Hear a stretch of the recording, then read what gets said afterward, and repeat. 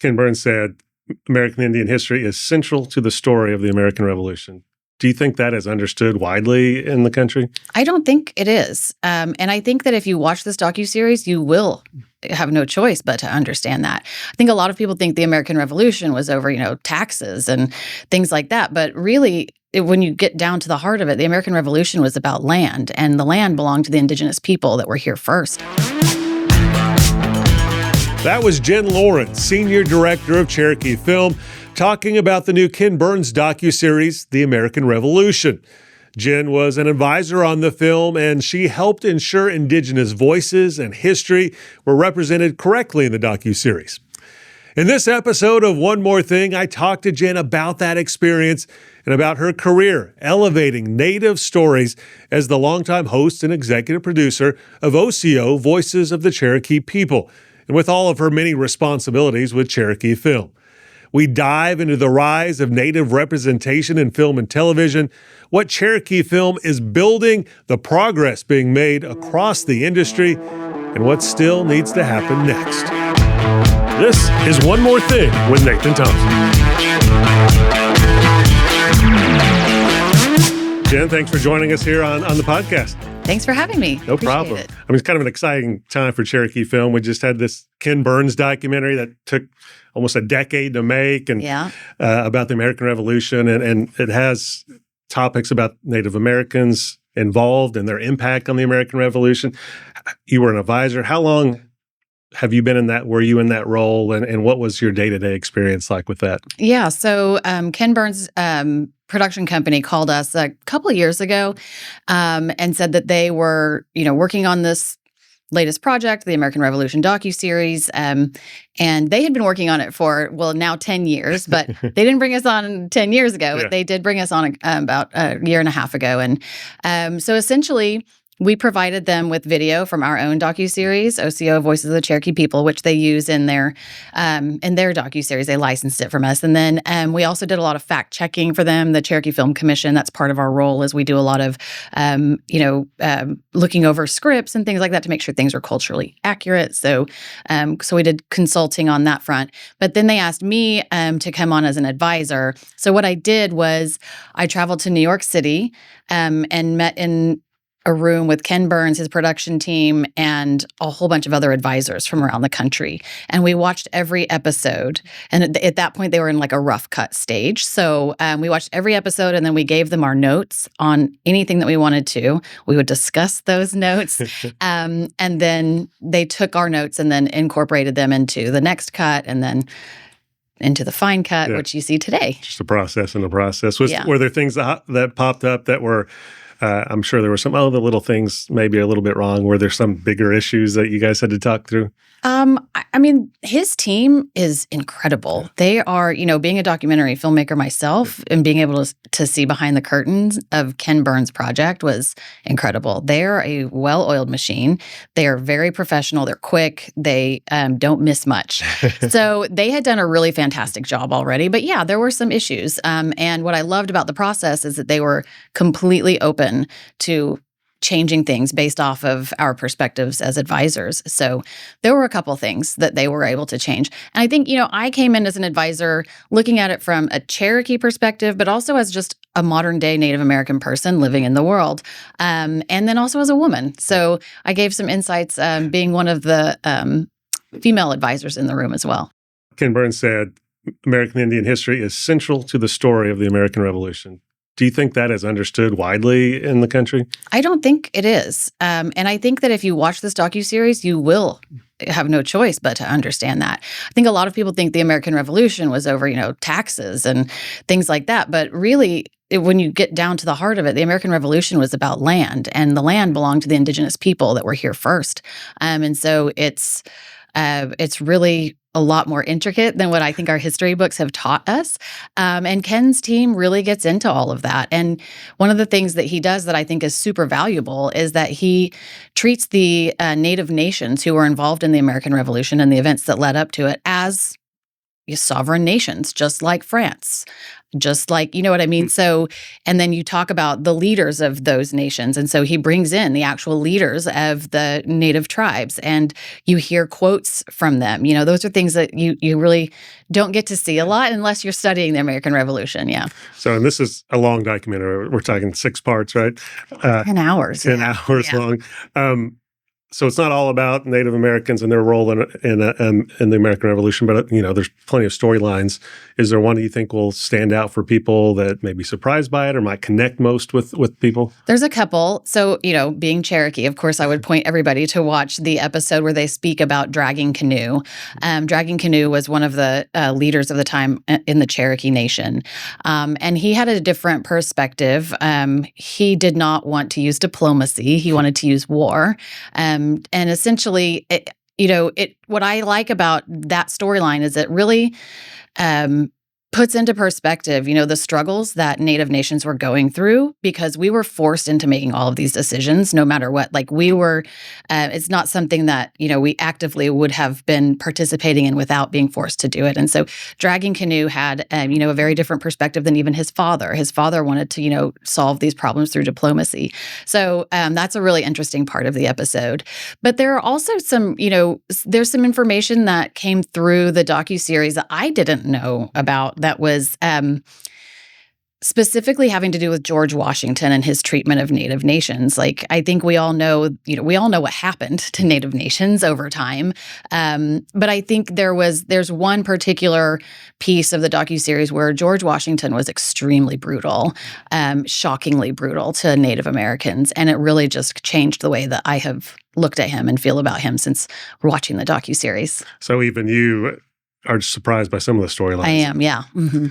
As a filmmaker, documentarian, as you said, and as a Cherokee person, getting to work with, Ken Burns is like the most famous documentary maker there is, and have millions of people see this story on PBS. What's it mean to you?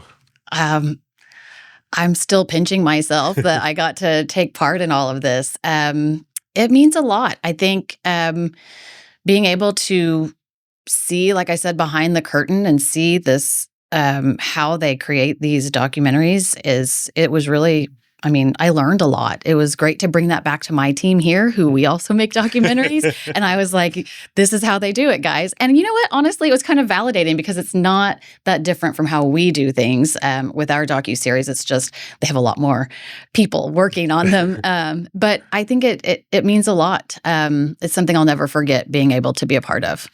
And of course, this isn't the only project that you guys have been a part of. You're the senior director of Cherokee Film. Can you talk about, I guess, what the goal of the organization is and kind of the work that you do on a daily basis? Yeah. So at the end of the day, Cherokee Film is here to increase Native American and Cherokee representation across film and media. We have a lot of initiatives to that end. And we also try to bring opportunities for economic development into our reservation through the creation of film and media projects. So Cherokee Film has essentially 4 kind of departments underneath the overall umbrella of Cherokee Film. And we have our Cherokee Film Commission. And so that's the organization that we've been talking about. We do a lot of cultural and historical consulting work. We also have initiatives to get people into the industry, like our Native American crew and talent directories, which are on our website. And then we have our film rebate program. And so essentially, what we want to do is bring, quote unquote, Hollywood to the Cherokee Nation reservation. Oklahoma has a great film rebate program that's already getting productions here. So we want to, be a part of that and say, okay, now you're coming to Oklahoma, come to the Cherokee Nation. Spend your dollars here. Hire our people. So we have gotten a lot of Native Americans hired to be on set on a lot of the films that you may have seen filming in Oklahoma and the Tulsa area. And then beyond the Cherokee Film Commission, we have our own studios, Cherokee Film Studios in Osiyo, we have 2 sound stages. One of them is a virtual production, what they call a volume. It's the same technology that they used to make The Mandalorian, if you've seen that series. Super high tech. And then the second sound stage is just like what you call a physical production black box, but it's the first purpose-built film studio in the state of Oklahoma. So you're going to get your Hollywood standards right here. And then we have the Cherokee Film Institute, which is our newest endeavor. And that is a workforce training to get people into the industry. So we teach like intro to the film industry, intro to camera, all of those kinds of things.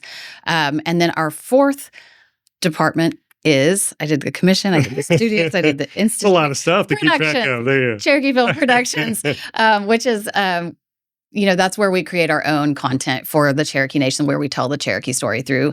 We have our docuseries, like I talked about, and then we have animations. We have an animation team. We do a lot of different types of talk shows and things like that for the tribe. Now, you talk about the rebate program and the studio spaces and all your facilities. You want the productions from Hollywood to come here and hire your people.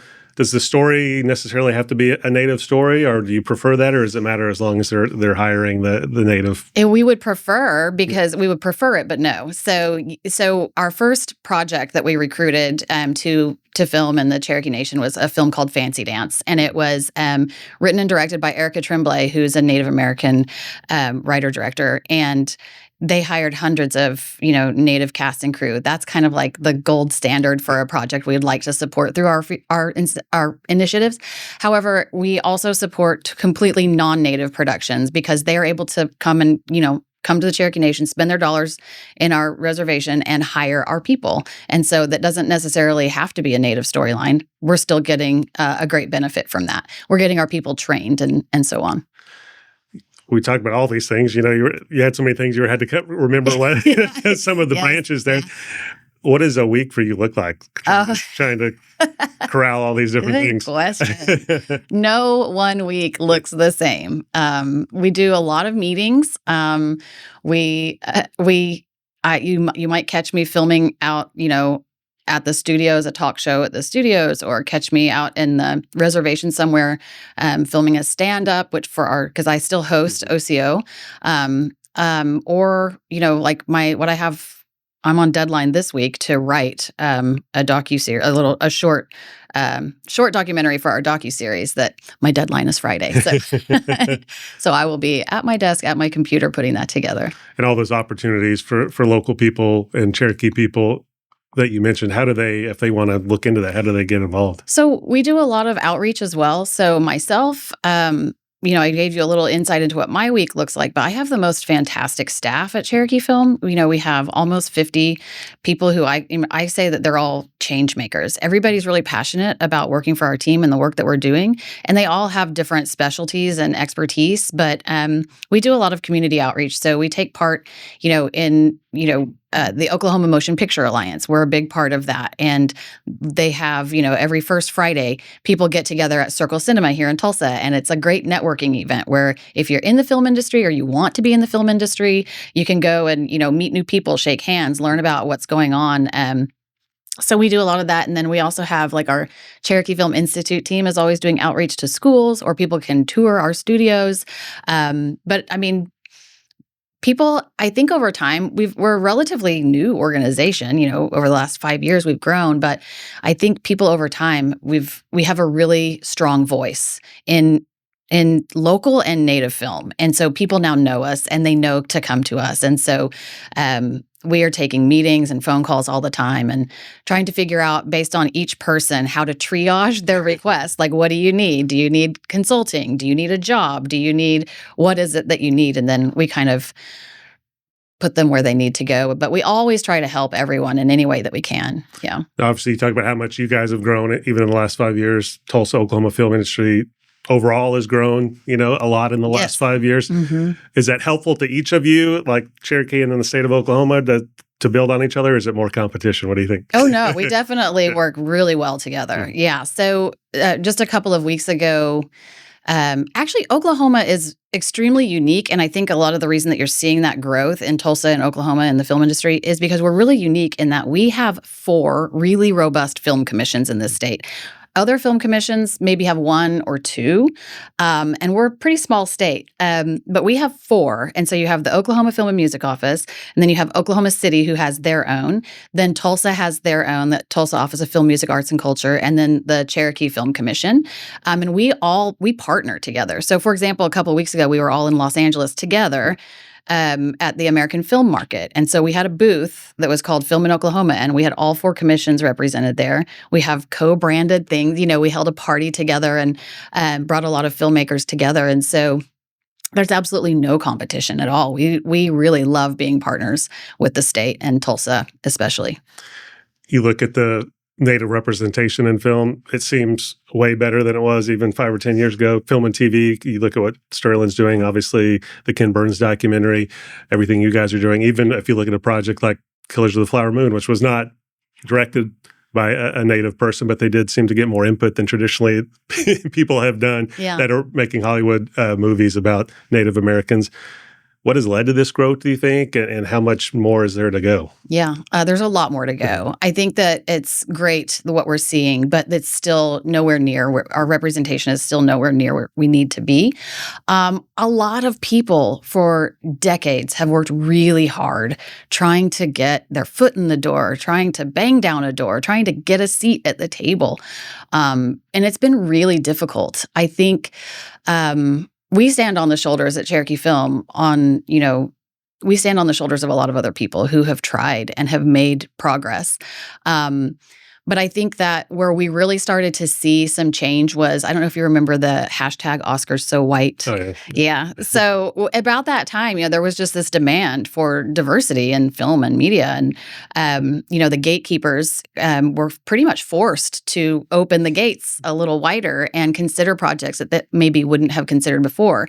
Because what you saw in Hollywood was a lot of Native American stories are too niche. At the end of the day, the film industry is a money-making business. People are there to make money, just like any other, industry. And so what they would say, the gatekeepers would say, Native American stories are too niche. Not enough people are going to watch them. They're not going to make us enough money, so we're not going to greenlight it. So then you saw very few of those projects getting made. But then when they started actually the Oscar So White hashtag came, what came with that was actual budget dollars, because you had to, the Academy of Motion Pictures actually said you have to, in order to be eligible for an Academy Award, you have to prove that you have diversity in your project. And so there were actual budget lines that were then put into projects because of this. And that's where you really started seeing a lot of doors opening. But you also saw a lot of people, a lot of creatives, Native creatives, who were able to bring their fantastic projects to those gatekeepers, get them greenlit, and then now we see those projects today. Cherokee Film, really, we want to essentially take what has been done so far, but say, at some point, we don't want to rely on Hollywood. We have the entire ecosystem in the Cherokee Nation right here outside of Tulsa where we can make whatever movie we want. We have the crew, we have the workforce through Cherokee Film Institute, through everything that we built with the Film Commission. We have the infrastructure. We have 2 sound stages. We have the talent. So really, what we want to say as Cherokee Film is we don't really need Hollywood anymore. We can do it ourselves. And so everything that we work toward is so that we can get to that point. And you mentioned this earlier, you're also a host, besides a filmmaker, of Osiyo Voices of the Cherokee People. Yeah.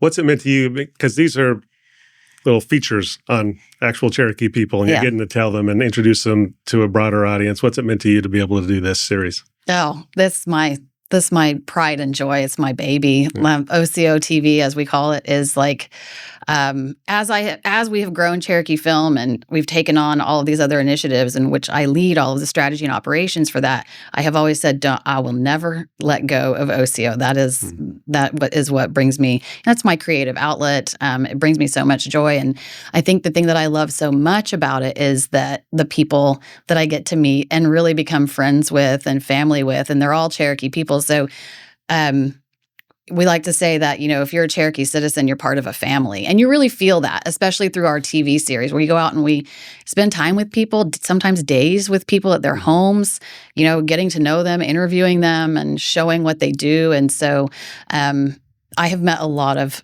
really fantastic Cherokees over the last 11 years and hope to keep going. So obviously you just talked about how many you've met. There's so many Cherokee stories out there that could see a broader audience, but is there kind of one or two that I really want to share this to the whole country, or that deserves a big platform? I have. You don't want to give it away. I could go on, but we just did.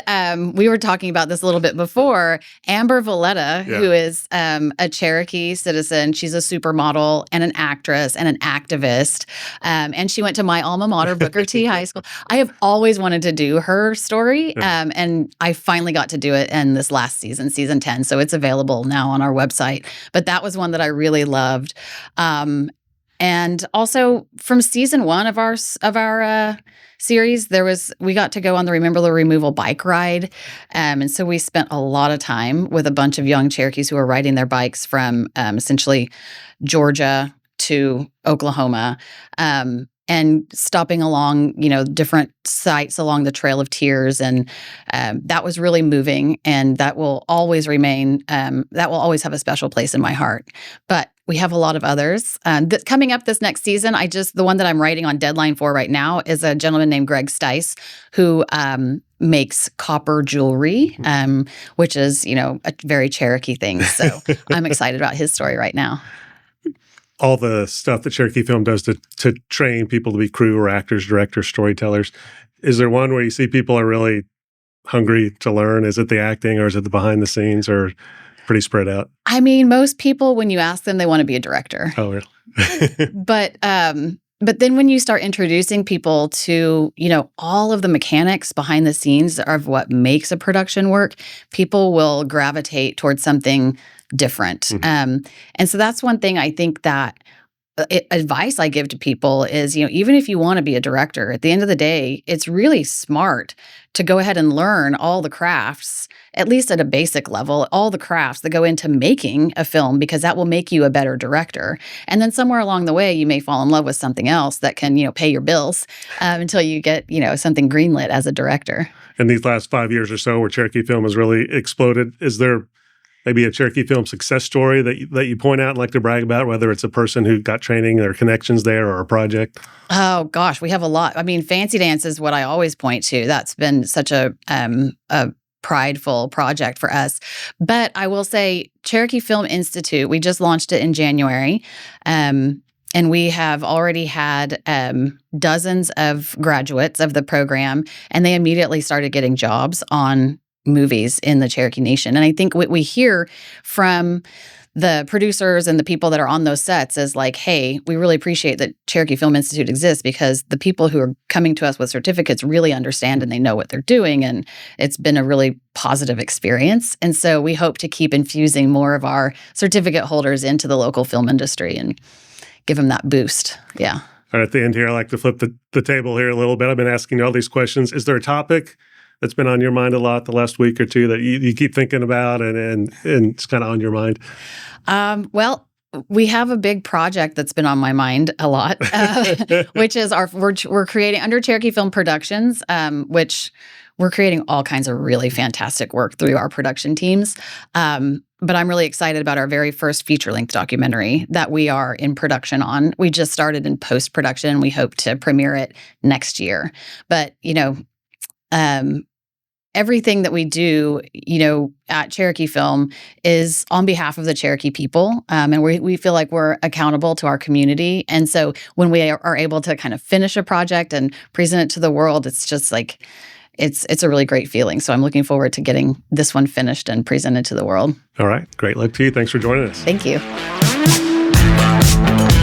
Thanks again to Jen Loren for joining me. A really interesting conversation and a reminder of how quickly Native storytelling is evolving and growing right now. If you enjoyed this episode, please give it a like, follow the podcast, and share it with a friend. Have a great day and come back next week for a new episode of One More Thing.